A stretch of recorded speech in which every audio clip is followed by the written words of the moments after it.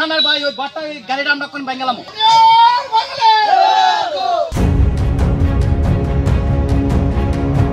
2000 সনের ডাঙ্গায় আমরা উদ্বস্ত তৎকালীন সিপিএম সরকার থাকতো আমরা অনেক ইয়া করছি একটা ক্যাম্প এনে বয়সে ক্যাম্প থাকাকালীন এই আমরা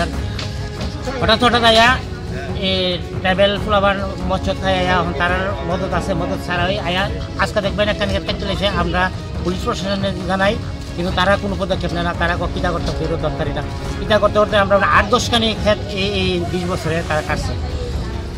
আমরা উদ্বস্ত ভাইয়া আরএফের মধ্যে থাকি পুলিশ প্রশাসন করতেছে আমরা আরএফের মধ্যে আমরা সরকারি ঘর তুলতে পারতাম না এটা তো আরএফ আমরা এই ফরেস্টের রিজার্ভে থাকি তাহলে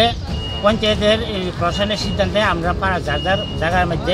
সবটি রেজিস্ট্রি জায়গা যার যার জায়গার মধ্যে আমরা ওই পিএম কিষানের যে ঘর না ইয়া প্রাইম মিনিস্টারের যে ঘর এই ঘর আমরা যার যার জায়গা তুলছি তোলার পরে অতদিন তো কিছু হয়েছে না কালকে রাত্রে হঠাৎ করে 15টা ঘর তারা ভাঙিয়া টেঙ্গিয়া ফালাই দিচ্ছে কে ভাঙছে এটা কে ভাঙছে এটা কে ভাঙছে রাত্রে ইয়া ট্রাইবেল ছাড়া তো কেউ ভাঙছে আমার মনে হয় হ্যাঁ ট্রাইবেল ভাঙছে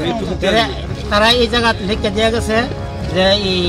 পাতা দিয়া কষ্ট রাস্তার মধ্যে লিখে দেওয়া গেছে যে ওয়ানসা গেট আউট এরপর লাগছে রেড জোন এটা তো রেড জোন না এটা তো এই জেনারেল এডিসির জায়গা না এটা জেনারেলের মধ্যে পড়ে তাহলে তারা ওয়ানসা গেট আউট তৈরি এটা কে করছে এটা ওয়ানসা করছে না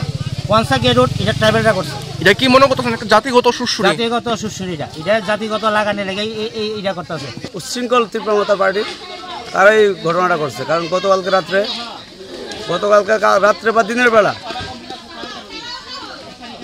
ঠিক আমার অনুমান হইতেছে না কয়টার সময়